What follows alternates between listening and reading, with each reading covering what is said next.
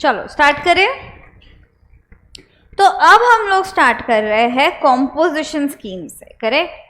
हमने बोला था कॉम्पोजिशन स्कीम में कौन जा सकता है? Small tax payers. ठीक है। तो ओरिजिनली कॉम्पोजिशन स्कीम जो है ये आया सिर्फ गुड्स के लिए और रेस्टोरेंट सर्विसेज के लिए। समझे? तो मतलब अगर आप थोड़ा सा भी सर्विस देते हो क्या आप कॉम्पोजिशन से बाहर? Answer is yes. तो क्या हुआ ना, ट्रेडर्स बोलने लग गए कि हम लोग जो है हम ट्रेडिंग तो करते हैं, गुड्स तो ट्रांसफर करते हैं, बट हमारा कमीशनिंग का भी बिजनेस होता है। मतलब कि मिस्टर ए जो है इनके पास अगर कोई प्रोडक्ट है ये बेच देते हैं, बराबर, सेल ऑफ गुड्स हुआ। बट अगर कोई ऐसा प्रोडक्ट है जो मिस्टर बी के पास है, ये कई बार बोलते हैं बी से परचेस करो और साथ में कमीशन ले लेते हैं। या वो एरिया अलग है या दूसरा सिटी है तो हम बोलेंगे कि उनसे कलेक्ट कर लो और हम बोलेंगे हम तुम्हारा प्रोडक्ट बेच रहे हैं, कमीशन दो हमको 1% या वॉट एवर अमाउंट, बराबर। से फॉर एग्जाम्पल 1000 रुपीज़ कमीशन दो। अब मैंने जैसे ही 1000 रुपया लिया कमीशन का, क्या मैं कॉम्पोजिशन के बाहर हो गई? Answer is yes. तो हमने बोला कि अगर तुमको बनाना ही था हमको उल्लू सिर्फ ये नाम पे कि अरे हमने तुम्हारे लिए स्कीम लाया है, तो क्यों कर रहे हो ऐसे? बेनिफिट देना है तो सच में दो। तो डिपार्टमेंट ने बोला ओके वी अंडरस्टैंड, ठीक है, आपको थोड़ा सा सर्विसेज देना है।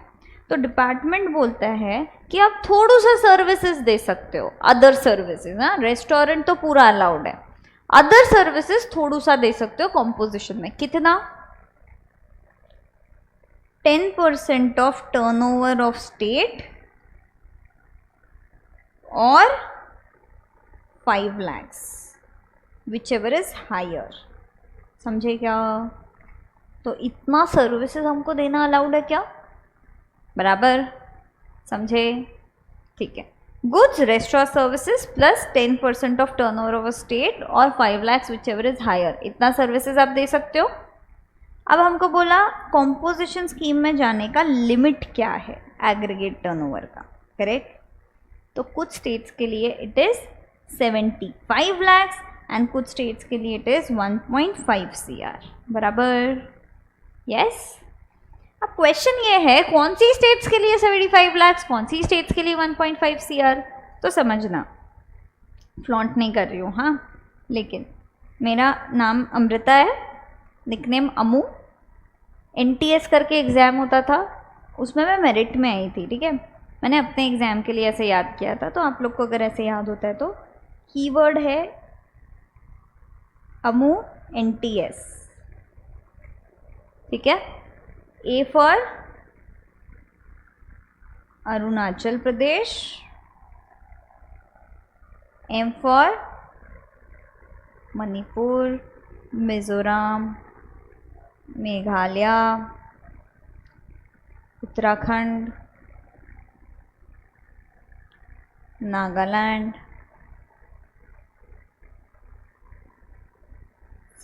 याद हो गया? सिंपल। बताओ 75 lakhs किसका है? Amu NTS। A for M Manipur, Mizoram, Meghalaya. U Uttarakhand. NTS बिना देखे बोलो, अरुणाचल प्रदेश, मेघालय, मणिपुर, मिजोरम, उत्तराखंड, नागालैंड, त्रिपुरा, सिक्किम। सिंपल। यस। बाकी स्टेट्स के लिए the limit is,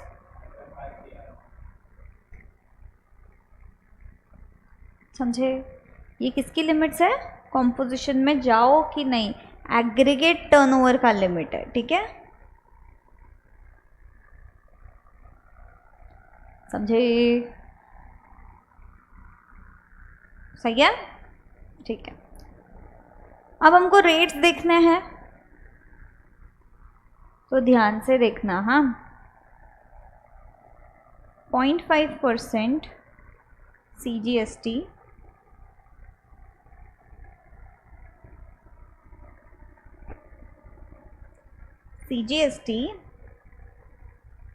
SGST 0.5% of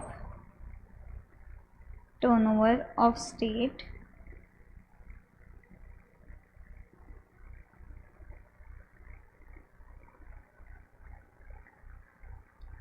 ये जो रेट है ये है मैन्युफैक्चरर के लिए, समझे। ट्रेडर के लिए the rate is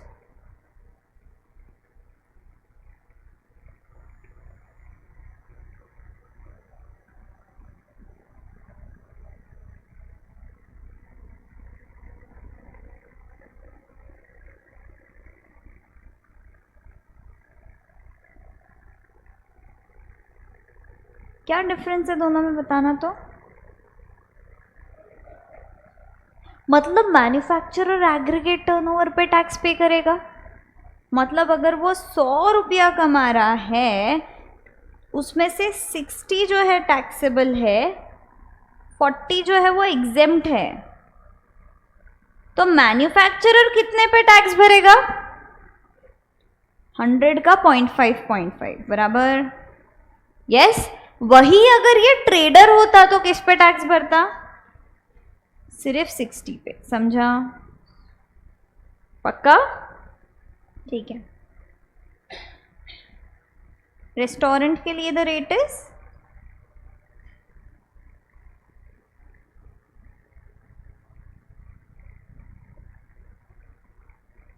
2.5% of aggregate turnover of state.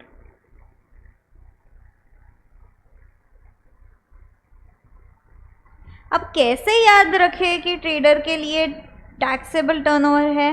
तो simple, T for trader, T for taxable. याद हो गया? पक्का?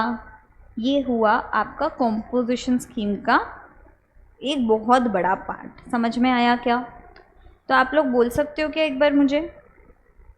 कॉम्पोजिशन स्कीम ओरिजिनली किसके लिए आया?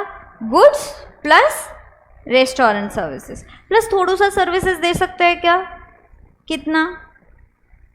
10% ऑफ टर्नओवर ऑफ स्टेट और 5 lakhs whichever is higher. Correct. Turnover limit 75 lakhs कुछ स्टेट्स में, कुछ स्टेट्स में 75 lakhs कौन सी स्टेट्स के लिए है? MONTS, A for Arunachal Pradesh, Manipur, Mizoram, Meghalaya, Uttarakhand, Nagaland, Tripura, Sikkim. 1.5 CR for manufacturer के लिए rate of tax of state बराबर। ट्रेडर के लिए the rate is 0.5 of taxable turnover. T for trader, T for taxable. Simple. अब मॉड्यूल में कई जगह पे, मतलब एक्ट में ट्रेडर अलग से नहीं दिया है, बट ऐसा वर्ड यूज किया है जो बोलता है अदर देन मैन्युफैक्चरर। हमने इंटरप्रीट किया है उसको टैक्सेबल, हमने इसको इंटरप्रीट किया एज अ ट्रेडर, समझे? क्योंकि मैन्युफैक्चरिंग नहीं करते हो तो ट्रेड करते हो, हमको टी मैच करना था, इसके लिए। समझ में आया? यस। डायरेक्ट क्वेश्चन आ सकता है जिसमें बोल सकते हैं मिस्टर ए अगर मैन्युफैक्चरर है तो उसका टैक्स निकालो, कॉम्पोजिशन स्कीम में कितना निकलता है, और अगर वो ट्रेडर है तो उसका टैक्स निकालो, कॉम्पोजिशन स्कीम में कितना निकलता है। समझ में आया? पक्का? ठीक है। अब एक क्वेश्चन है मुझे, आप पूछ रहे हो कि मैं पूछूं? इधर पे सिर्फ C और S दिख रहा है, I दिख रहा है क्या हमको? I किसके लिए होता है आयुष? इंटरस्टेट ट्रांजैक्शन के लिए। तो इधर पे I नहीं है, बराबर। क्यों ऐसा है? तो कॉम्पोजिशन स्कीम में अगर आप एंटर करते हो तो आप इंटरस्टेट सप्लाई नहीं कर सकते हो, करेक्ट? इसलिए IGST चार्ज, मतलब IGST पे करोगे क्या? समझा? सिंपल। ठीक है, ये पार्ट समझा? ये वाला पार्ट देख ले, छोटू सा। अरे अब गुड्स और रेस्टोरेंट सर्विसेज के लिए आया कॉम्पोजिशन स्कीम प्लस थोड़ा सा सर्विसेज। कितना? 10% ऑफ टर्नओवर ऑफ स्टेट और विच एवर इज हायर, मतलब इतनू सा ही सर्विस। अब अगर समझो मेरे 20% सर्विसेज हो रही है जो 5 lakhs के ऊपर है, फिर क्या? कॉम्पोजिशन के बाहर या अगर मैं सिर्फ सर्विसेज दे रही हूँ तो क्या कॉम्पोजिशन के बाहर? यस, एज पर section 10 subsection 1 answer is yes, composition के बाहर, सेक्शन 10 सबसेक्शन 1। समझे क्या? यस। अब सर्विसेज वाले रोने लग गए कि अरे हमको भी कॉम्पोजिशन चाहिए, आप गुड्स वालों के साथ पार्शियल क्यों हो? करेक्ट। तो डिपार्टमेंट ने बोला ओके, हम इसमें नहीं ऐड करेंगे बट तुम्हारे लिए न्यू सेक्शन लेकर के आएंगे। अमेंडमेंट हुआ और आया सेक्शन 10 सबसेक्शन 2A, बराबर। बट 2A का कंडीशन ये था कि सेक्शन 10(1) में जो भी नहीं जा पाता है सिर्फ वो इधर एंटर करेगा, सिर्फ वो ही इधर एंटर करेगा। समझे? क्यों ऐसा? तो कॉम्पोजिशन के लिए ऑलरेडी एक सेक्शन तो है, बराबर। अगर इसके अलावा कोई भी आता है अभी, उसके लिए सीधा 10(2A है। क्या सिर्फ सर्विसेज के लिए है क्या 2A? Answer is no. अगर 50-50% हुआ तो 50% गुड्स 50% सर्विसेज, वो 10(1) में जा सकता था क्या? नहीं। अगर वो 5 लाख एक्सीड करता है 10% तक की सर्विसेज दे सकते हैं हम, बराबर है ना। तो अगर मैं बोलूँ मेरी गुड्स जो है वो 50 लाख है और सर्विसेज जो है वो 50 लाख है और मैं रहती हूँ तमिलनाडु में, क्या मैं कॉम्पोजिशन स्कीम में सेक्शन 10 सबसेक्शन 1 में जा सकती हूँ? नहीं। मेरे पास दूसरा ऑप्शन क्या है? 10(2A चेक करने का, करेक्ट। अच्छा, अगर मैं आपको बोलूँ कि मैं 15 लाख का गुड्स दे रही हूँ, 15 लाख का सर्विसेज दे रही हूँ, क्या फिर भी मैं कॉम्पोजिशन स्कीम में सेक्शन 10(1) में जा सकती हूँ? नहीं, क्योंकि ये बोलता है आप सर्विसेज मैक्सिमम कितना देख सकते हो और 5 lakh whichever is higher, correct. हमारा तो ज़्यादा सर्विस हो गया तो हम इनएलिजिबल हो गया क्या कॉम्पोजिशन स्कीम सेक्शन 10(1) से? यस। तो हमारे लिए न्यू सेक्शन है जो है सेक्शन 10(2A। ये क्या सिर्फ सर्विसेज का सेक्शन है? ये किसका सेक्शन है? जो भी 10(1) में नहीं जा सकता है उनका सेक्शन है। समझे? पक्का? मॉड्यूल में अभी अमेंडमेंट हुआ है, पहले ICAI इसको सर्विसेज सर्विसेज सर्विसेज बोलता था, ठीक है। बट ICAI ने भी ये कंसिडर करा और बोला कि नहीं, ये अदर देन 10(1) का पार्ट है। समझे? फाइनल के बुक्स में अभी भी ये अमेंडमेंट नहीं हुआ है, उधर अभी भी सर्विसेज दिया है, बट हमारे इंटर लेवल पे अमेंडमेंट हो चुका है जहाँ पे इसको सर्विसेज हटा करके अदर देन 10(1) बोला है। समझे क्या हर्ष? गुड मॉर्निंग हर्ष। सिर्फ आँख बंद कर रहे हो, सो नहीं रहे हो, ठीक है, आँख खुली रखो। तो 10(2A में कौन जा सकता है? जो 10(1) में नहीं जाता है, करेक्ट, ठीक है। अब इसकी भी लिमिट्स रहेगी अपनी कुछ। क्या लिमिट्स है देखें? तो कोई भी स्टेट में और लिमिट है 50 लाख, समझे। और रेट है, इधर भी इंटर स्टेट चलेगा क्या? Answer is no. CGST SGST rate है 3% of aggregate turnover of state, बराबर।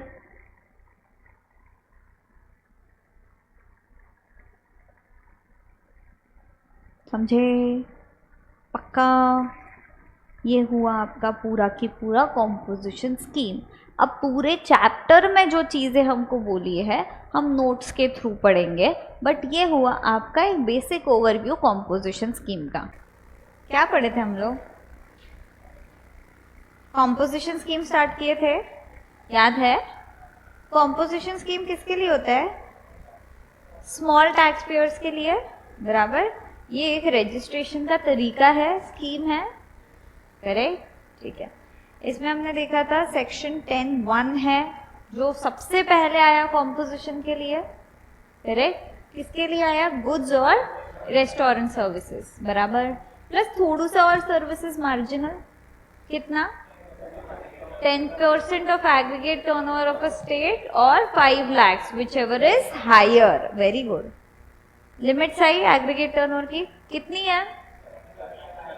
75 lakhs कुछ स्टेट्स के लिए, कुछ स्टेट्स के लिए, मतलब बाकी सारी स्टेट्स के लिए 1.5 CR। 75 lakhs कौन सी स्टेट्स के लिए?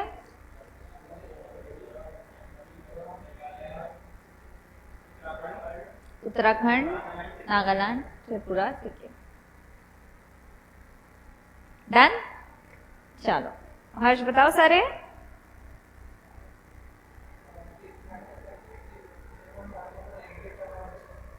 आपका नाम क्या है? स्टेट के नाम बताओ।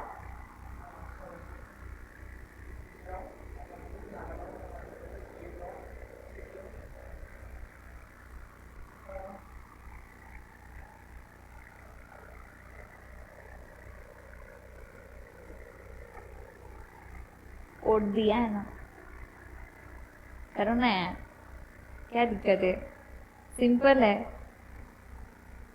AMMM अमू NTS, ठीक है। ए से अरुणाचल प्रदेश, मणिपुर, मिजोरम, मेघालय, उत्तराखंड, नागालैंड, त्रिपुरा, सिक्किम, सिंपल, ठीक है। यस। मैन्युफैक्चरर के लिए बराबर। मैंने आपको नाम क्यों पूछा? क्योंकि जब मैंने आपको स्टेट का नाम पूछा तब आप मेरे को रेट बता रहे थे, ठीक है। तो क्वेश्चन पेपर में जो भी आए आंसर आप वो दोगे जो क्वेश्चन में पूछा है, ठीक है। एग्जामिनर ये नहीं जजमेंट लगा रहा है आपको कितना याद है, वो ये जजमेंट लगा रहा है कि जो क्वेश्चन पूछा है क्या उसका आंसर आप जो याद है उसमें से बराबर दे पा रहे हो कि नहीं। क्वेश्चन समझना इज ऑल्सो इक्वली इंपॉर्टेंट जितना आंसर लिखना है, ठीक है। यस, याद रखना ये चीज लाइफ टाइम, ठीक है। जितना क्रिस्प रखोगे, जितना पूछा जाए उतना ही दोगे तो तुम्हारा वैल्यू बढ़ेगा। हमको लगता है मैं एक्स्ट्रा देके तो अलग इंप्रेशन पड़ेगा कि मेरे को तो ये भी आता है, नहीं, ठीक है। चलो रेट्स, मैन्युफैक्चरर का रेट क्या है? Trader, restaurant, very good. जो सेक्शन 10(1) में नहीं जा सकता उनके लिए एक और सेक्शन है क्या? 10(2)(a). 2A में जो 1 में नहीं जाता है वो सारे लोग आ सकते हैं। परफेक्ट। लिमिट क्या है टर्नओवर का? Rate 3%, 3%, correct. Yes, very good. इधर तक हो गया हम लोग का, इधर तक ही पढ़े थे ना कल। नेक्स्ट पार्ट देखिए। अब क्वेश्चन ये है कि एग्रीगेट टर्नओवर जो हम देख रहे हैं इसका मतलब क्या है, ठीक है। ये तो चलो टर्नओवर ऑफ स्टेट इस पे हम लगा रहे हैं। ये वाला जो टर्नओवर है 75 लाख 1.5 CR, ये कौन सा टर्नओवर है जिसका हम बात कर रहे हैं? तो देखिए,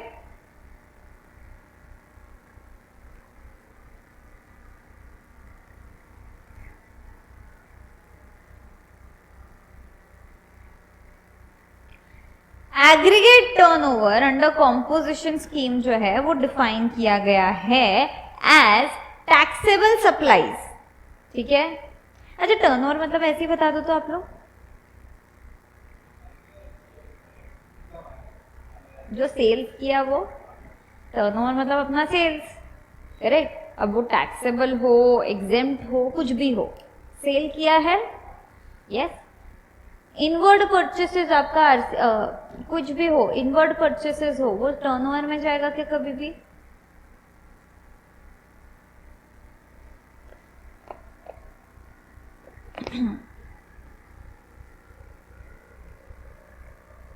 देखो, जब मैं क्वेश्चन पूछूं एक तो आंसर देते हो आप, नहीं तो आप नहीं आता ना तो आप इधर उधर देखते हो, आई कॉन्टैक्ट ही नहीं करते हो, ठीक है। समझो क्वेश्चन को।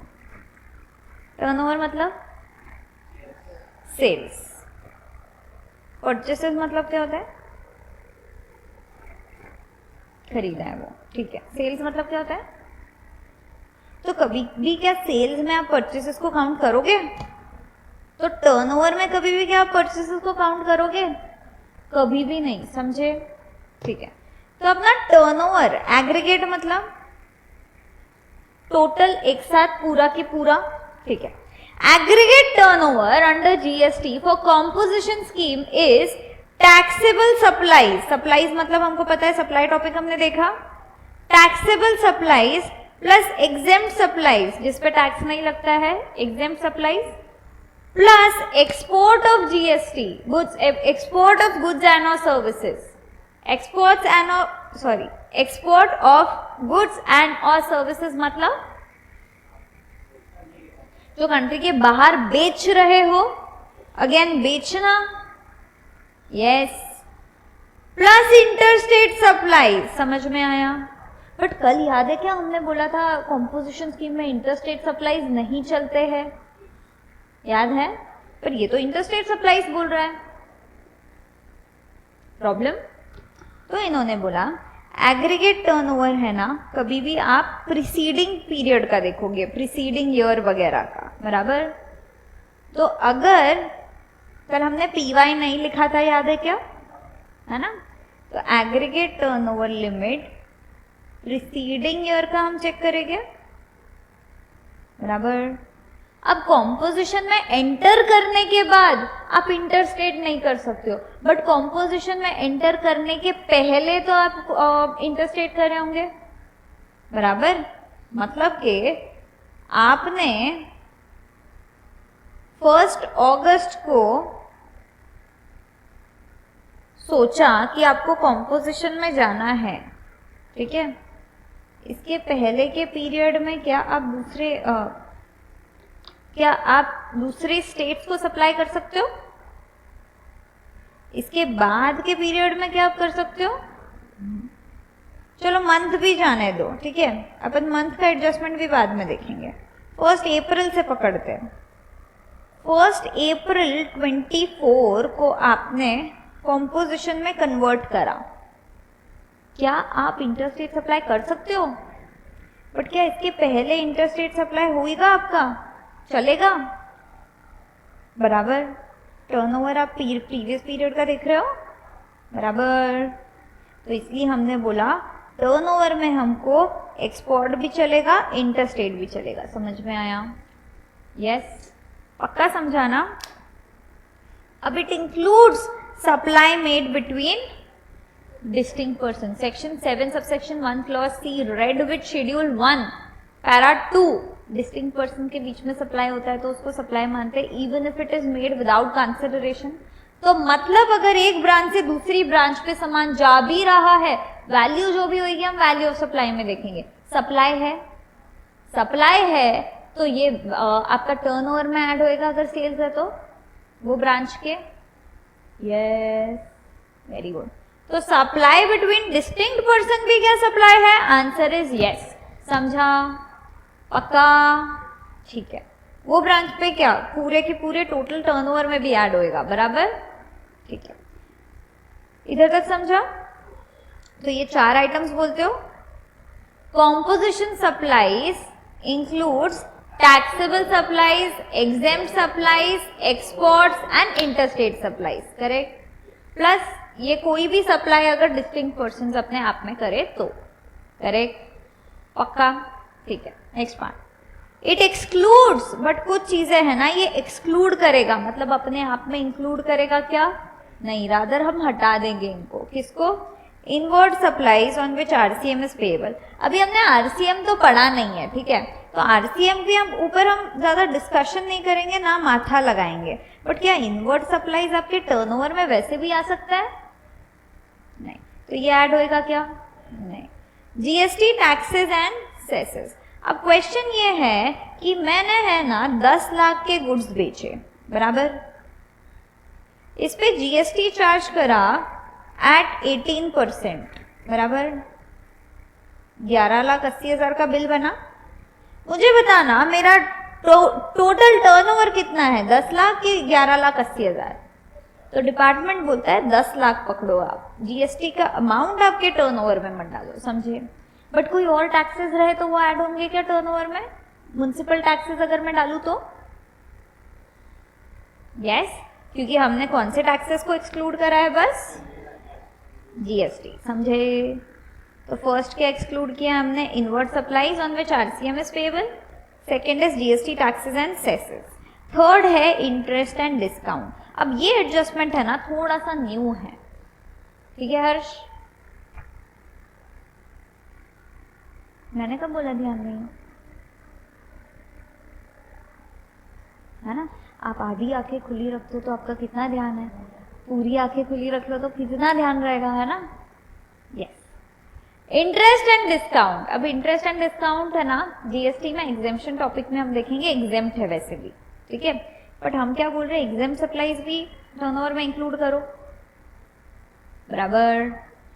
अब लोगों ने क्या किया ना, जो बूढ़े लोग हैं, बड़े बड़े लोग हैं, उन लोग क्या करते हैं, बहुत पैसा होता है उनके पास, बट पुराने लोग किस में बिलीव करते हैं, एफडी में। एफडी बना के रख लो, रेगुलर इंटरेस्ट हमको आएगा, बराबर।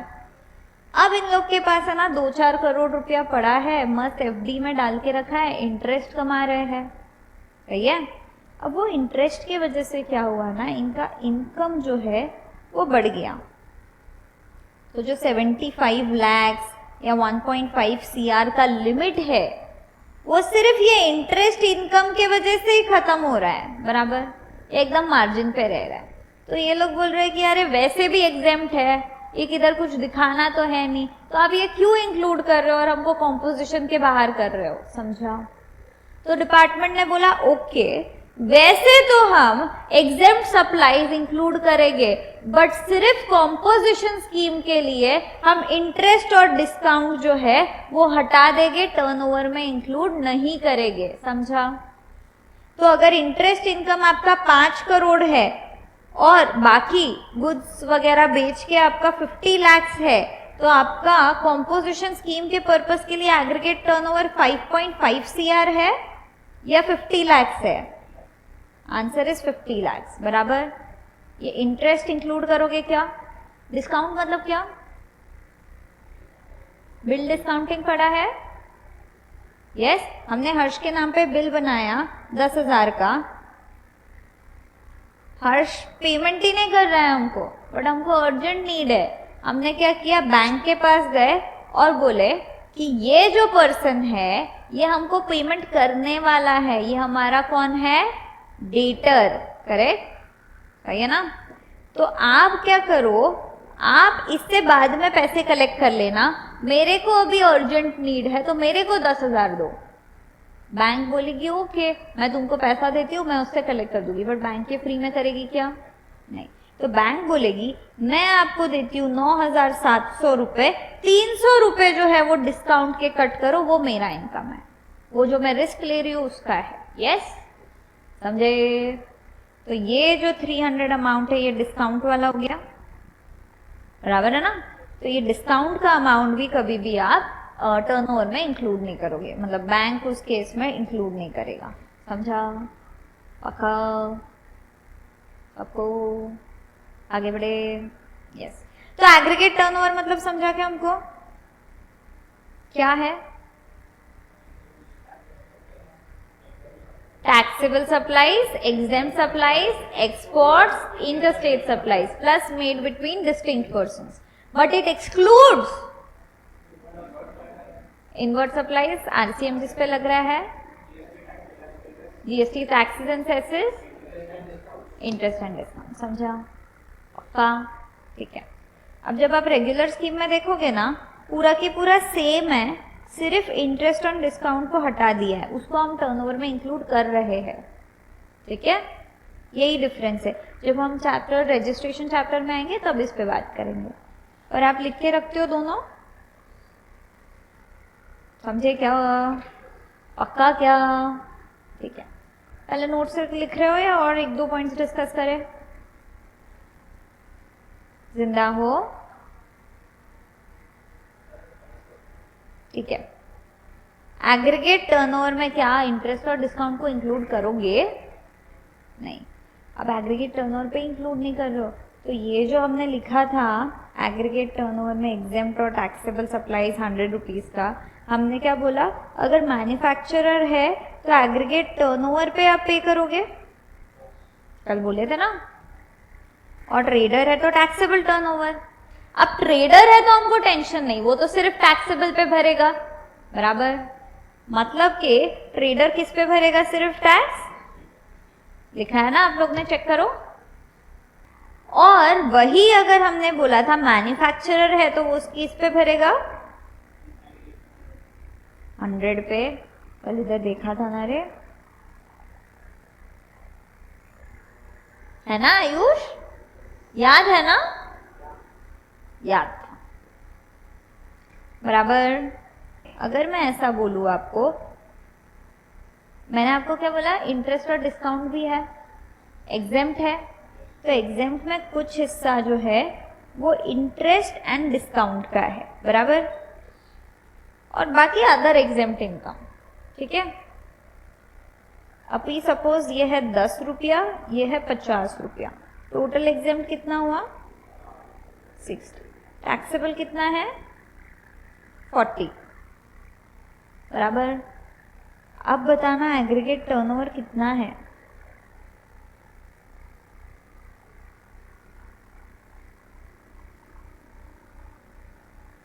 सोच के बोलो।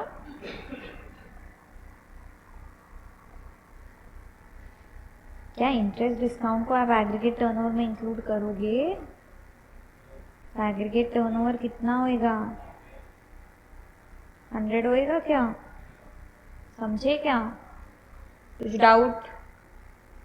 तो मतलब कि हमने देखा कि हम लोग क्या करेंगे, aggregate turnover under composition scheme excludes interest and discount for the purpose of calculating the limits as well as payment of tax. समझ में आया, कैलकुलेशन के समय भी हमने इंक्लूड करा क्या उसको, नहीं। लिखते हो इसको,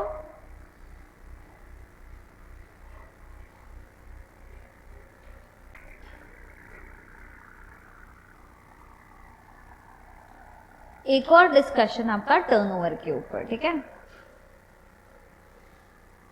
हमने बोला एग्रीगेट टर्नओवर हमको देखना है प्रीवियस पीरियड का। अब अगला क्वेश्चन है, अगर आप पहले कॉम्पोजिशन में नहीं थे, पहले रेगुलर स्कीम में थे और अभी कॉम्पोजिशन में कन्वर्ट करना चाहते हो, क्या कर सकते हो, आंसर इज यस, कर सकते हो। बट डिपार्टमेंट बोलता है अगर आप कन्वर्जन कर रहे हो तो कभी भी आप कब करोगे, start of the financial year, ठीक है। मिडिल में कभी भी कन्वर्ट करा सकते हो क्या, आंसर इज नो। तो कभी भी कब करोगे, 1 April, start of the financial year. और टर्नओवर कब का देखोगे फिर, प्रीसीडिंग फाइनेंशियल ईयर, करेक्ट, समझा। और अगर न्यू रजिस्ट्रेशन हुआ तो डायरेक्टली कॉम्पोजिशन में मैं कर सकती हूँ क्या, आंसर इज यस। और अगर मैं न्यू में डायरेक्टली कॉम्पोजिशन में कर रही हूं तो मैं मिडिल ऑफ द ईयर में भी कर सकती हूँ। मतलब मेरा टर्नओवर 5 अक्टूबर 25 को सपोज होता है 46 लाख। अब मेरे को रजिस्टर करना पड़ेगा। रजिस्ट्रेशन की 2 स्कीम्स है मेरे पास, रेगुलर या कॉम्पोजिशन। मैं कॉम्पोजिशन सीधा सीधा चूज कर सकती हूँ, आंसर इज यस। अगर मेरा न्यू रजिस्ट्रेशन है तो मैं कभी भी कॉम्पोजिशन में जा सकती हूँ, समझा। बट अगर मेरा ओल्ड रजिस्ट्रेशन है तो मैं कब जा सकती हूँ, सिर्फ start of the financial year. अगर मैं स्टार्ट में जा रही हूँ तो टर्नओवर कब का देखूंगी, और अगर मैं बीच में कहीं पे भी जा रही हूँ तो मैं टर्नओवर कब का देखूंगी, 1 अप्रैल से till the date of registration, समझे। और ये पीरियड में मैं इंटर स्टेट एक्सपोर्ट सब कर सकती हूँ क्या, पहले वाले पीरियड में, आंसर इज यस, समझे। अभी तक हमको इंटरस्टेट वगैरह की प्रोविजंस नहीं आई है, बट जो जितना अभी तक हमने पढ़ा है वो बेसिस पे ये वाला जो टर्नओवर है ये आप चेक करोगे, बराबर। एंटर कर सकते हो डायरेक्टली कॉम्पोजिशन में, समझे क्या, पक्का, ठीक है। तो अगर मेरा ओल्ड रजिस्ट्रेशन है मैं कब कन्वर्ट करूं, start of the financial year, बराबर। और टर्नओवर कब का देखूं, प्रीसीडिंग फाइनेंशियल ईयर, बराबर। अगर मेरा न्यू रजिस्ट्रेशन है तो मैं कब कन्वर्ट करूं, कभी भी, समझे। टर्नओवर कब का देखूं? 1 अप्रैल से till the date of registration. समझ में आया? पक्का? ओल्ड रजिस्ट्रेशन है, अगर ओल्ड रजिस्ट्रेशन रेगुलर स्कीम में है और कॉम्पोजिशन में कन्वर्ट करना है तो स्टार्ट ऑफ द में जा सकते हो। टर्नओवर लिमिट्स देखेंगे, इधर पे एग्जाम्पल दिया है, जब आपका 22 टू 23 रेगुलर स्कीम था, 1 अप्रैल 23 को आपको कॉम्पोजिशन में कन्वर्ट करना है, start of the financial year. Turnover कब का देखोगे? ये पीरियड का, समझे? तो टर्नओवर लिमिट्स देखेंगे प्रीसीडिंग फाइनेंशियल ईयर की, 1/4/22 टू 31/3/23। समझ में आया? न्यू रजिस्ट्रेशन है तो कभी भी कॉम्पोजिशन स्कीम में एंटर कर सकते हो। लिमिट्स देखेंगे of till the date of, समझा? पक्का?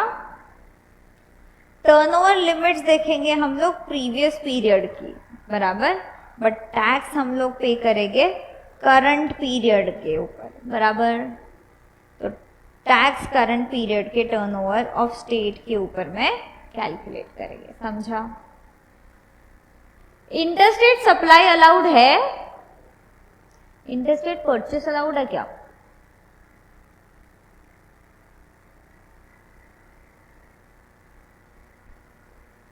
हम सिर्फ सप्लाई को मना कर रहे हैं तो परचेस अलाउ हुआ? यस। हाउएवर इंटरस्टेट परचेसेस, समझे क्या? समझा? पक्का? पक्का? एक क्वेश्चन है,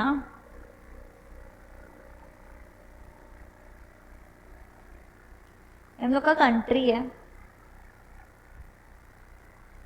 महाराष्ट्र, यूपी, तमिलनाडु, इधर मेरी ब्रांचेस है, ठीक है? अलग अलग स्टेट में अलग अलग ब्रांचेस हो सकती है। क्या मैं कॉम्पोजिशन में जा सकती हूँ? क्यों? इंटरस्टेट सप्लाई तो अलाउड नहीं है। डिस्ट्रिक्ट में भी इंटरस्टेट तो इंटरस्टेट ही हुआ। वेरी गुड, क्लैप करना केशव के लिए जोर से। हमने बोला इंटरस्टेट अलाउड नहीं है, मतलब ये लोग आपस में ट्रेडिंग नहीं कर सकते हैं, बराबर, सही है? बट अपने अपने स्टेट में तो बेच सकते हैं, सही है? हम अपने अपने स्टेट में बेच रहे हैं, कोई प्रॉब्लम है क्या? बराबर। तो एग्रीगेट टर्नओवर में आप क्या करोगे? सबका टोटल टर्नओवर देखोगे कि एक एक ब्रांच का देखोगे? Answer is total. वो पैन के अंदर जितने भी रजिस्ट्रेशन है सबका टोटल टर्नओवर आप देखोगे। सिंपल। एक ब्रांच में आपने अगर कॉम्पोजिशन लिया है तो सारी की सारी ब्रांचेस को कॉम्पोजिशन में रजिस्टर करना ही पड़ेगा। अगर एक में कॉम्पोजिशन नहीं तो किसी में कॉम्पोजिशन नहीं, समझे? तो अब इसके ऊपर मेरा एक क्वेश्चन है। मेरा एक ब्रांच है ना, असम में है, टर्नओवर लिमिट कितनी है मेरी, बताना। Very good, 1.5 CR। मेरा एक ब्रांच है ना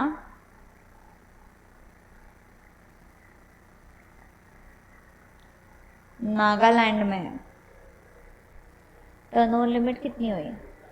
बराबर, मतलब जो लोअर लिमिट है वो हम अप्लाई कर रहे हैं पूरे इस पे, सबका टोटल करेंगे, लोअर लिमिट लगाएंगे। क्यों? समझना, जनरल नॉलेज के लिए, अगर किसी को क्यूरियोसिटी होगी जानने की। तो नागालैंड तो है मेरा, तो मेरा एग्रीगेट टर्नओवर लिमिट कितना हुआ? 75 लाख। एग्रीगेट टर्नओवर में सबको ही आ गए, बराबर। अगर सबको ही आ गए, यूपी का टर्नओवर ज्यादा था पर नागालैंड के लिए तो वो इनएलिजिबल हो गया, क्योंकि नागालैंड का एग्रीगेट टर्नओवर देखेंगे हम। अब नागालैंड में कॉम्पोजिशन नहीं तो किसी में कॉम्पोजिशन नहीं, तो इसलिए हम लोअर लिमिट लगाएंगे, समझा? पक्का? एक ब्रांच अंडर कॉम्पोजिशन तो सारी की सारी branches under same pan composition, एक कॉम्पोजिशन में नहीं तो कोई भी कॉम्पोजिशन नहीं। समझा पक्का? 100%। लिखते हो इसको? चलो, हमने अभी तक देखा टर्नओवर मतलब क्या होता है, एग्रीगेट टर्नओवर क्या होता है, वगैरह वगैरह। हमने ये देखा एग्रीगेट टर्नओवर में इंटरेस्ट डिस्काउंट ऐड होएगा क्या? ना लिमिट्स में ना कैलकुलेशन में, बराबर, कॉम्पोजिशन स्कीम के अंदर। अगर आप न्यू रजिस्ट्रेशन ले रहे हो कभी भी कॉम्पोजिशन में जा सकते हो।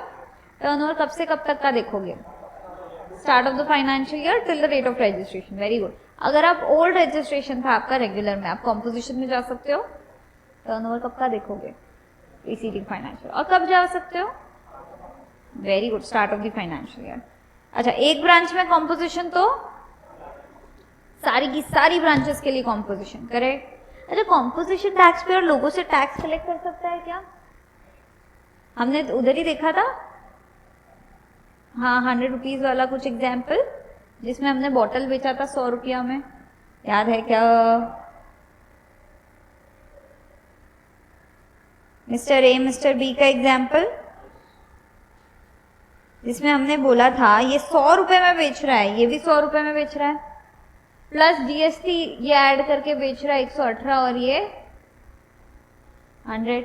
अच्छा, इसमें हमने बोला था ये पहले दोनों भी अनरजिस्टर्ड थे, बराबर, पर ए जो था ये बहुत अच्छे से कस्टमर को सर्विस देता था, हंस के बात करता था, कुछ प्रॉब्लम आए तो एंटरटेन करता था। बी जो था बहुत खड़ूस था, मुड़ के देखता भी नहीं था कस्टमर के पास, अपना रेट कार्ड लगा के प्रोडक्ट्स बेचता था, करेक्ट। अब कस्टमर नॉर्मली किसके पास जाएगा? ए के पास। ऐसे बहुत सारे कस्टमर्स ए के पास जाते गए। अब ए के पास गए तो ए का टर्नओवर क्या हो गया? बढ़ गया। बढ़ गया तो क्या इसको जीएसटी में रजिस्ट्रेशन करना पड़ा? यस, इसने लिमिट क्रॉस कर दिया, इसको जीएसटी में रजिस्टर करना पड़ा, और जीएसटी में रजिस्टर करना पड़ा तो प्लस 18% जीएसटी इसने लगा के बेचना चालू कर दिया एज पर रूल्स, बराबर। ये तो 100 में ही बेचता था। अब ये जो प्लस 18 लगाया है, क्या वो उसके पॉकेट में जा रहा है या गवर्नमेंट के पॉकेट में जा रहा है? गवर्नमेंट। पर क्या इसकी वजह से इसका रेट बढ़ गया? और इसका रेट अभी भी कितना है? अब कस्टमर बोलेगा ठीक है, खड़ूस है तो खड़ूस है, 18 रुपए मेरे बच रहे हैं, बराबर। तो वो किसके पास जाने लग गए? मेजॉरिटी लोग शिफ्ट हो गए टूवर्ड्स बी। तो जीएसटी में रजिस्ट्रेशन करके ए ऐड हो गया, बी तो कोई प्रॉब्लम ही नहीं था क्योंकि वो रजिस्टर्ड ही नहीं था। तो ए क्या करेगा? प्रॉफिट अपना, सेल्स अपना कम बताएगा, बराबर, प्रॉफिट नहीं, सेल्स कम बताएगा, करेक्ट। हमको ये चाहिए क्या जीएसटी डिपार्टमेंट को? तो हमने बोला कि तुम्हारे ऊपर ये प्रॉब्लम आ रहा है, सिर्फ तुमने थोड़ा सा लिमिट एक्सीड कर दिया उसकी वजह से, तो हम तुमको एक स्कीम देते हैं जिसका नाम है कॉम्पोजिशन स्कीम। इसमें आप क्या करो, कस्टमर से टैक्सेस लेने का जरूरत ही नहीं, बराबर। तो आप कितना दोगे कस्टमर को? 100 रुपीज पे अपना प्रोडक्ट, कस्टमर को टैक्सेस लगाए क्या? अब आप हैप्पी पर्सन वापस हो, कस्टमर आपके पास आ रहा है, आपका सेल्स नॉर्मल है, उल्टा आप वेरीफाइड सेलर हो क्योंकि आप रजिस्टर्ड भी हो जीएसटी में। यस, तो ये स्कीम क्या सभी के लिए है या सिर्फ स्मॉल टैक्स पेयर्स के लिए? Small tax payer. कितना स्मॉल? हमने लिमिट्स में देखा 75 लाख, 1.5 CR, और अदर देन 10 1 के लिए 50 लाख, बराबर। तो हमने स्मॉल टैक्स पेयर्स को भी डिफाइन कर दिया, बराबर। स्टार्ट में ही हमने देखा कि इसमें हम कस्टमर से टैक्स कलेक्ट करते हैं क्या? नहीं, करेक्ट, पक्का, ठीक। अब एक और चीज, हाँ, एक और डिस्कशन, एग्जाम्पल। आपने इंस्टाग्राम पे एक रील देखा रहेगा, बहुत वायरल हो रखा था बीच में, जिसमें ऐसा बोला था कि रेस्टोरेंट पे आप कभी भी जाओ तो उसको जीएसटी वेबसाइट पे जीएसटी नंबर डाल के देखो, अगर कॉम्पोजिशन आया तो आपको उनको टैक्स देने का जरूरत नहीं है, बराबर। यस, ऐसा नहीं है कि रेस्टोरेंट सर्विसेज वाले टैक्सेस कलेक्ट ही नहीं करेंगे, ऐसा है कि अगर आप कॉम्पोजिशन डीलर हो तो फिर आप टैक्सेस नहीं लो कलेक्ट करोगे। समझा उसका क्यों मतलब है ऐसे? क्योंकि कॉम्पोजिशन स्कीम में हो तो कलेक्ट करोगी क्या लोगों से टैक्सेस? नहीं। नेक्स्ट पॉइंट लिखो, कॉम्पोजिशन टैक्स पेयर के not collect taxes. Composition tax payer in bracket supplier cannot collect taxes from the customers। अच्छा, क्या हर कस्टमर बैठ के चेक करेगा फिर ही वो बिल बनाएगा और ऐसा सब होएगा क्या? गवर्नमेंट को कस्टमर के ऊपर इतना टेंशन लेना है क्या कि आप लोग चेक करो, सब कुछ करो? नहीं, बराबर। तो गवर्नमेंट ने बोला लोगों को कि आप क्या करो, अपने दुकान पे लिखो कि हम कॉम्पोजिशन टैक्स पेयर है, ठीक है? समझे? तो जब भी कस्टमर रहेगा आएगा, he'll be अवेयर कि हाँ ये कॉम्पोजिशन टैक्स पेयर है, समझा? अब हम लोग तो ठहरे बहुत होशियार लोग, डिपार्टमेंट ने बोला ना कि हमारे दुकान पे होना चाहिए, हमने क्या किया, इतनों से फॉन्ट में इधर कोने में लगा दिया कॉम्पोजिशन टैक्स पेयर, बराबर? चलेगा क्या? नहीं। पर्पस फुलफिल हुआ क्या? डिपार्टमेंट ने बोला प्रोमिनेंट प्लेस पे लगाओ, यहाँ पे दिखे, ठीक है, अच्छे से। ये प्रोमिनेंट प्लेस है क्या? दुकान के बाहर, कॉर्नर पे, अंदर, ऐसे प्रोमिनेंट प्लेस पे लगाओ, समझे? पक्का? हमने बोला ठीक है, हम और होशियार लोग, हमने क्या किया, अपनी 10 ब्रांचेस है, ठीक है, हेड ऑफिस एकदम छोटू सा, इधर ऊपर के फ्लोर पे एकदम कॉर्नर का जो पार्ट है उसको हेड ऑफिस बना दिया, पूरे दुकान के बाहर कॉम्पोजिशन डीलर ऐसा लिख के रख दिया, पर जो हमारी मेन दूसरी ब्रांचेस है उधर पे एक भी जगह नहीं लिखा। चलेगा क्या? डिपार्टमेंट बोल रहा है प्रोमिनेंट प्लेस, हम तो कह रहे हैं प्रोमिनेंट प्लेस पे लिखा है।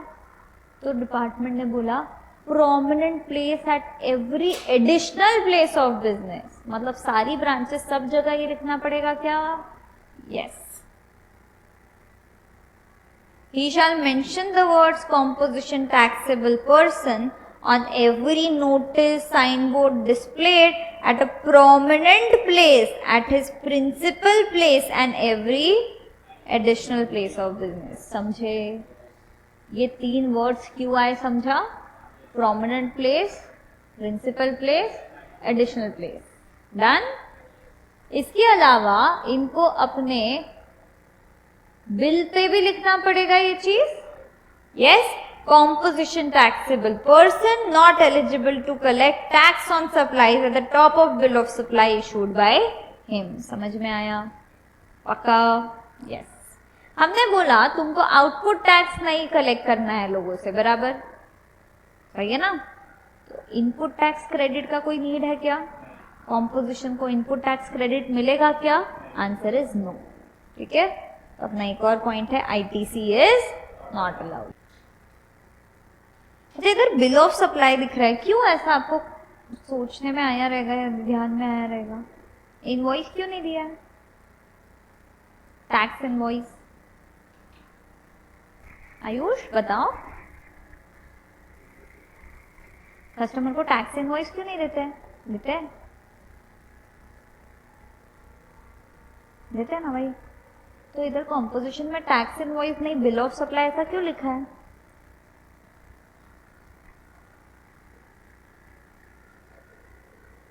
वेरी गुड, क्लैप करना। कस्टमर से टैक्सेस कलेक्ट कर रहे हो क्या?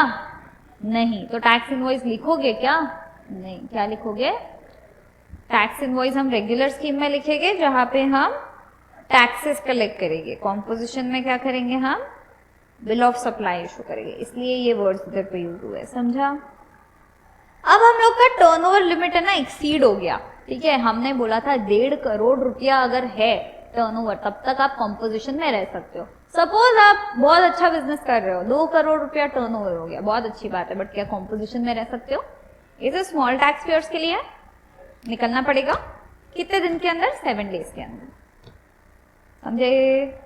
जिस दिन टर्नओवर लिमिट्स को एक्सीड किया उसके 7 डेज में कॉम्पोजिशन से विड्रॉल का इंटीमेशन भेजो एंड रेगुलर में शिफ्ट कर लो, समझा? The option shall lapse with effect from the date on which his turnover, aggregate turnover during a financial year exceeded the threshold limit of 1.5 CR or 50 lakhs, as the case may be. Yes?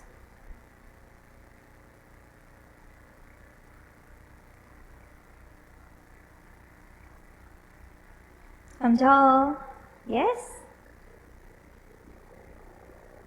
अच्छा, हमने क्या किया है, जो आगे के chapters में भी कॉम्पोजिशन से रिलेटेड चीजें आएगी इधर पे कंपाइल कर दिया, तो कॉम्पोजिशन आपका एक साथ रहेगा, ठीक है।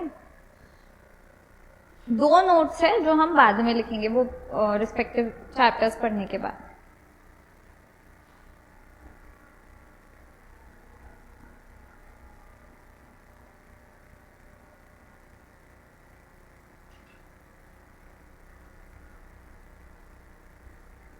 डन? यस, आगे बढ़े। अच्छा, रेगुलर स्कीम में ना मंथली रिटर्न्स होते हैं वगैरह, ठीक है, तो या क्वार्टरली रिटर्न्स होते हैं, तो रिटर्न फाइलिंग करते, जो बेचारा 1 लाख बढ़ गया उसको रजिस्ट्रेशन करना पड़ा, 41 लाख था ना अपने एग्जाम्पल में, रजिस्ट्रेशन भी करना पड़ा, एनुअल रिटर्न फाइल करो, मंथली रिटर्न्स फाइल करो, क्वार्टरली रिटर्न्स फाइल करो, मतलब एक इंसान तो उसको जीएसटी के लिए बिठाना पड़ेगा, प्रॉब्लम। तो इसलिए हमने बोला अगर आप कॉम्पोजिशन में रजिस्टर करते हो ना, तो आपको पूरे साल का सिर्फ एक रिटर्न भरना है, एनुअल रिटर्न, ठीक है, फॉर्म GSTR 4 में। देखेंगे अपन जब रिटर्न्स टॉपिक आएगा, थोड़ा थोड़ा भी समझा तो चलेगा।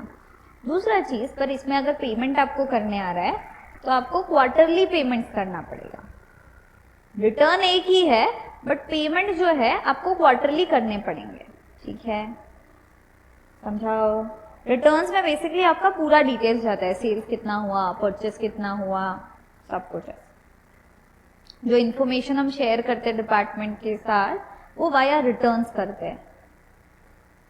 तो under composition scheme, annual return GSTR 4 and quarterly payments in form GSCMP 08, समझे? यस, थोड़ा थोड़ा समझा तो भी चलेगा, जब ये लास्ट टॉपिक है रिटर्न्स, जब आएगा तब अपन डिटेल में देखेंगे। लिख लो इसको।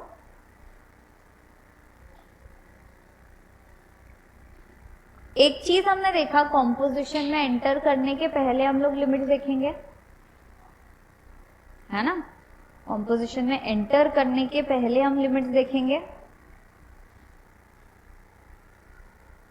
अगर हमको ये डेट पे कॉम्पोजिशन में एंटर करना है तो हम पहले की लिमिट्स चेक करेंगे, एग्रीगेट टर्नओवर की।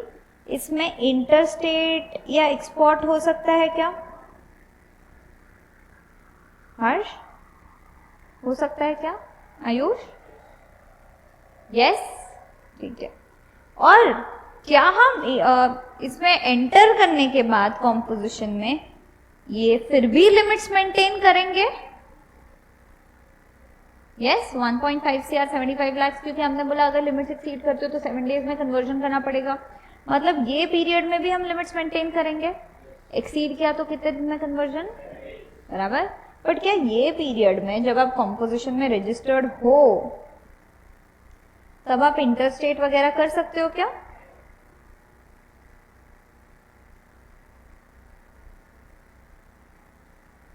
बराबर। इधर आप रेगुलर में हो या तो अनरजिस्टर्ड हो, तब कर सकते हो। अनरजिस्टर्ड का तो अपन देखेंगे बाद में क्या होता है क्या नहीं, बट पहले कॉम्पोजिशन के पहले कर सकते हो। यस, ठीक है। ये नोट दिया है, कॉम्पोजिशन में एंटर करने के पहले भी टर्नओवर लिमिट्स चेक करो, बस इसमें इंटरस्टेट और एक्सपोर्ट भी चलेगा।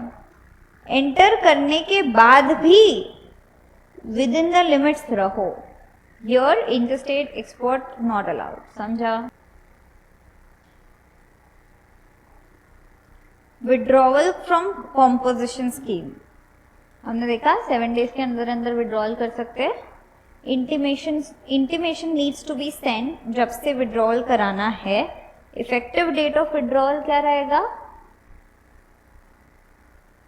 जिस दिन आपका टर्नओवर लिमिट एक्सीड हुआ, बराबर। But this effective date cannot be prior to current financial year in both the cases. अब क्या होता है ना, हम विद इन 7 days नोटिस भेजते हैं, इंटीमेशन भेजते हैं, नोटिस नहीं, हम विद इन 7 days इंटीमेशन भेजते हैं कि हमको क्या करना है, विड्रॉ कराना है, कॉम्पोजिशन से बाहर आना है। बट एक रूल है जो बोलता है कि आप करंट फाइनेंशियल ईयर के स्टार्ट में ऐसा नहीं बोल सकते कि हमको प्रीवियस ईयर से इफेक्टिवली कॉम्पोजिशन से बाहर आना है, भले ही 7 days के अंदर हो। एग्जाम्पल, अगर आप 27 मार्च 24 में, मतलब ये पूरा फाइनेंशियल ईयर आप कॉम्पोजिशन में थे, ठीक है, इस दिन आप बोल रहे हो कि मेरे को कॉम्पोजिशन से बाहर आना है, चलेगा क्या प्रीवियस पीरियड के लिए? इस दिन आप बोल रहे हो कि मेरे को कॉम्पोजिशन से बाहर आना है, चलेगा क्या? ये फाइनेंशियल ईयर में आप बोल रहे हो पिछले इसका कि मेरे को जाना है, जा सकते हो? छोड़ो, ऐसे मुंह बनाए रहे हो गंदा सा। हर्ष ऐसा है, पीछे से आवाज आ रहा है, ठीक है जाने दो, 0, कुछ भी मत, सब भूल जाओ, ठीक है, कोई टेंशन नहीं है लाइफ में। अभी देखो,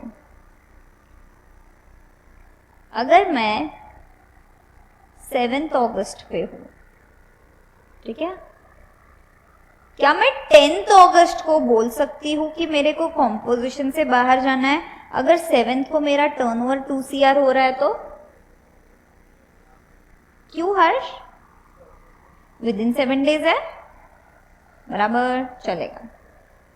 अगर मैं 10th Jan को टर्नओवर एक्सीड कर देती हूँ, मैं 15th Jan को बोल सकती हूँ कि मुझे जाना है? यस। अगर मैं 27 मार्च को एक्सीड कर रही हूं, क्या मैं 4th अप्रैल या चलो 3rd अप्रैल को बोल सकती हूँ कि मेरे को कॉम्पोजिशन में नहीं जाना है इफेक्टिवली फ्रॉम दिस डे? हम बोल रहे हैं नहीं, क्योंकि इधर पे डायनामिक्स चेंज हो चुके हैं, फाइनेंशियल ईयर चेंज हो चुका है, बराबर। तो आप इफेक्टिवली प्रीवियस ईयर से नहीं बोलो, समझा? But this effective date cannot be prior to current financial year in both the cases. क्या? Voluntary withdrawal कि भाई ऐसे ही हमको जाना है composition के बाहर, या any condition ceases to be satisfied by the of the composition scheme. समझे? पक्का? लास्ट 3 पॉइंट्स है वो देखते हैं, ठीक है, फिर ब्रेक लेते हैं, ठीक है।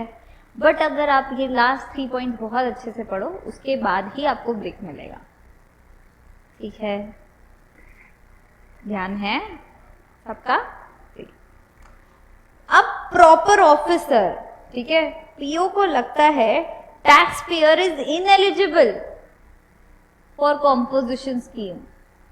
पीओ मतलब प्रॉपर ऑफिसर, इसको लगता है कि अरे ये इंसान ने कॉम्पोजिशन में रजिस्टर करा है but he is ineligible to do so, बराबर। तो ये क्या करेगा,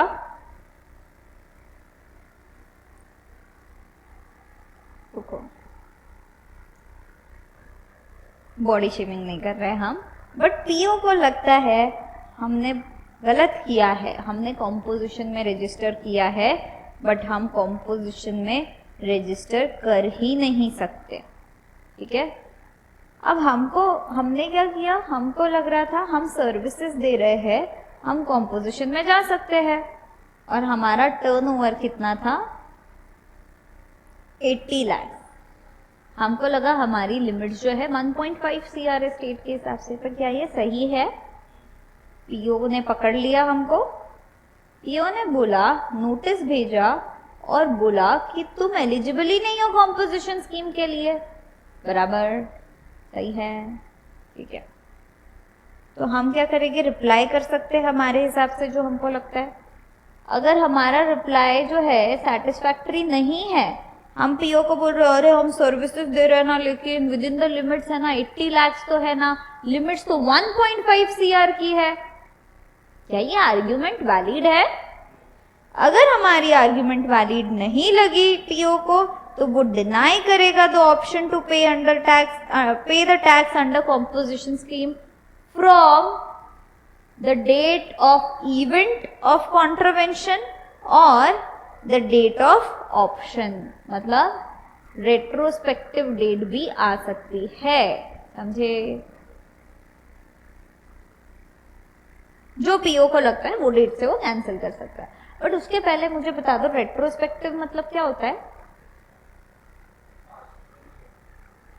अगर मैं आपको बोलूं कि जो भी लेट आएगा आज के बाद वो 10 रुपीज पर मिनट भरेगा, आज के बाद मतलब प्रोस्पेक्टिवली बोल रही हूं मैं, ठीक है, आज के आगे। अगर मैं बोल रही हूं रेट्रोस्पेक्टिवली तो मतलब मैं जब से क्लास चालू हुआ उसका कोई भी एक दिन पकड़ सकती हूँ, समझो बोल सकती हूँ 3 दिन पहले से जो लेट आ रहा है वो हिसाब से मेरे को पर मिनट का 10 रुपीज पे करो, करेक्ट। तो मैं पहले का डेट भी बोल रही हूँ क्या, आज के अब से आगे तक, तो उसको हम बोलेंगे रेट्रोस्पेक्टिवली, समझे, पक्का।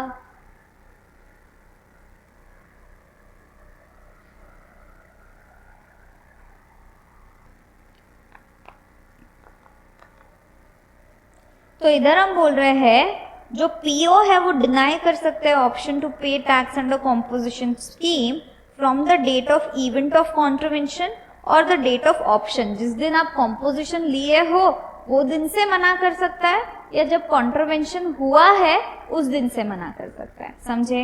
इंक्लूडिंग एनी रेट्रोस्पेक्टिव डेट, मतलब कोई और पुराना डेट, आज से पहले का डेट से आप रेगुलर में माने जाओगे फिर, समझा। यस।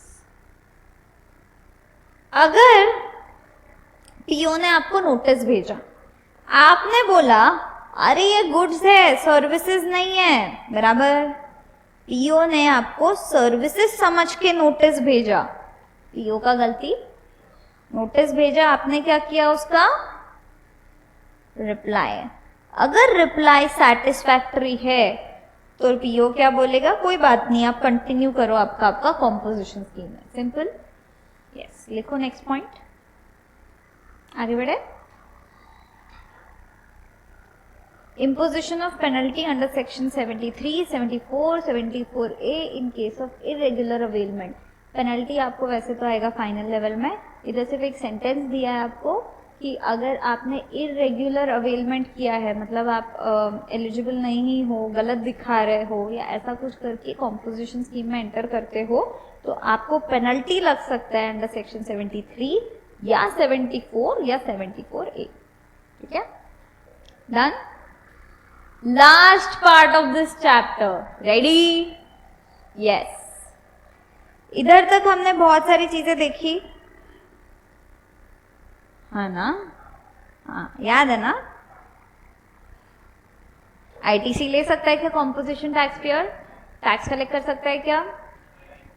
एक ब्रांच में कॉम्पोजिशन तो, एक में कॉम्पोजिशन नहीं तो किसी में कॉम्पोजिशन नहीं। इसमें रिटर्न्स कैसे जाते हैं? एनुअली, पेमेंट क्वार्टरली, ठीक है। टैक्स इनवॉइस जाएगा क्या इसमें? फिर bill of supply, tax invoice regular में जाएगा। दुकान के बाहर prominent place, every additional place and principal place पे क्या लगाना पड़ेगा? कॉम्पोजिशन टैक्स पेयर, बराबर। Bill, notice board, sign board, bill of supply, है ना, इस पे भी कॉम्पोजिशन टैक्स पेयर अपना लिखेगा, composition taxable person not eligible to collect या not liable to collect taxes, correct, ठीक है।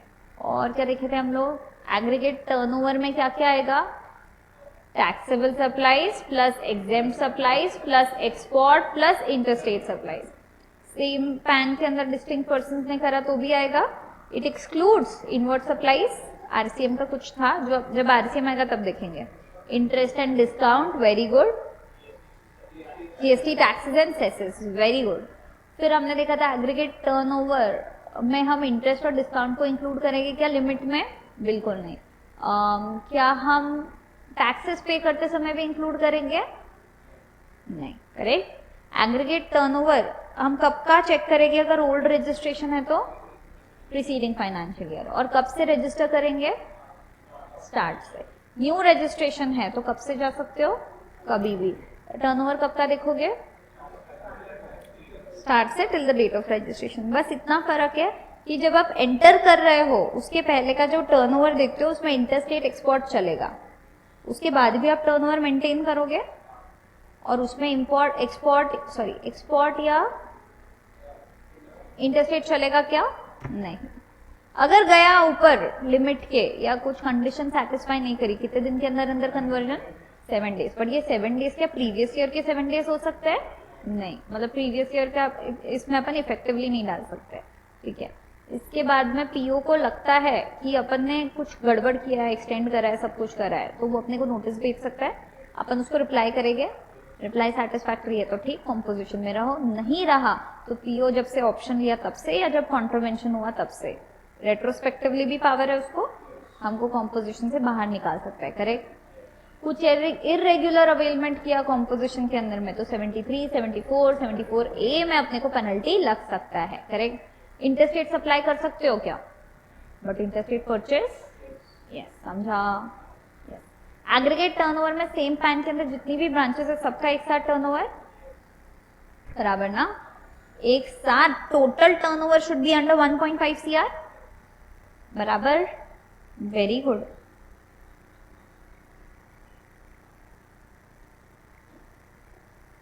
हो गए सारे? Last point, who can not opt for composition scheme? कौन कॉम्पोजिशन स्कीम में जा ही नहीं सकता? ये दिया है सेक्शन 10 सब सेक्शन 2 के अंदर में। देखिए आप दो तो बता दो खुद से। Very good. एक तो लिमिट सक्सीड हो गया, तो दूसरा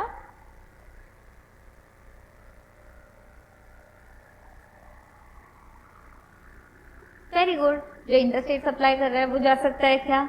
नहीं। तो दो लोग तो हमको मिल गए, लिमिट सक्सीड हो गया और person making interstate supply, correct. इसके अलावा लिस्ट में जो दिया है वो है पर्सन सप्लाइंग। अब हम सप्लाइंग बोल रहे हैं, supply term includes barter, exchange, transfer, सब कुछ, मैन्युफैक्चरिंग, सेल, सब कुछ, ठीक है। Person supplying goods not leviable to tax, non taxable items, जो क्या है? Alcoholic liquid for human consumption and 5 petroleum product. 5 petroleum products आपको पता है क्या क्या है? इसको बड़ी खुशी होती है 5 पेट्रोलियम प्रोडक्ट्स सुन के। नार्कोटिक्स नहीं है इधर पे, ठीक है। नेक्स्ट है मैन्युफैक्चरिंग ऑफ नोटिफाइड गुड्स। क्या हम इधर मैन्युफैक्चरिंग वाले को बोले हैं स्पेसिफिकली? मतलब ट्रेडिंग अलाउड है क्या? समझे?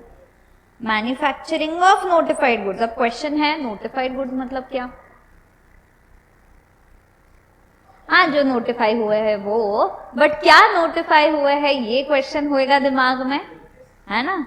एक है आइसक्रीम, तो मैन्युफैक्चरर जो है आइसक्रीम का वो कंपोजिशन में जा सकता है क्या? बट ट्रेडर जो है वो जा सकता है क्या? अगर मैं आइसक्रीम बेच रही हूं मैं जा सकती हूँ, मैं आइसक्रीम बना रही हूँ जा सकती हूँ, समझा? बना के बेच रही हूँ तो भी नहीं, ठीक है। Ice cream, paan masala, tobacco, yes, ठीक है। अच्छा, बर्फ का गोला बेचूं तो चलेगा क्या?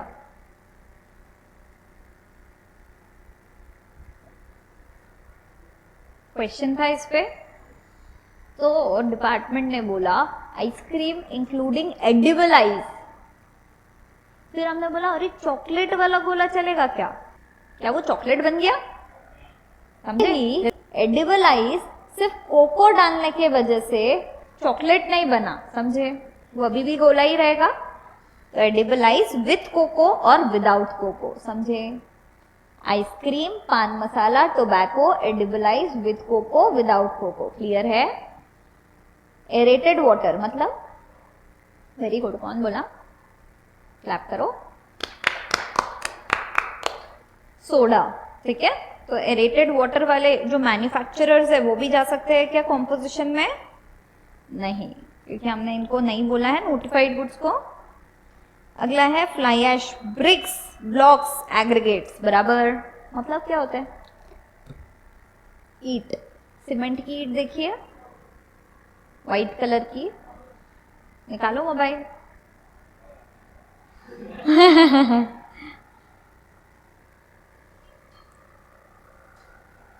करो type fly ash BRICS.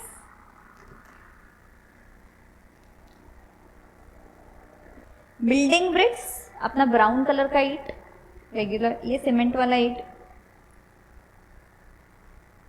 BRICS of fossil meals, similar siliceous earth, brown ईट।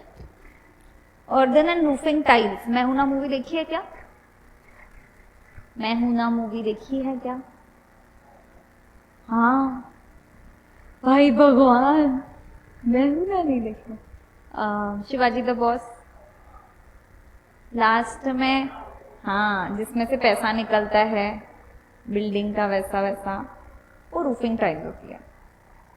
अब ये जो 2 पॉइंट्स है, ये हम वो चैप्टर जब आएंगे तब उसमें देखेंगे, तो ये बस आप अभी लिख लेना, छोड़ो मत, बट ये जब आएगा तब देखेंगे। Supplier who is either CTP और NRTP, person supplying services not services and not goods liable to TCS. समझे?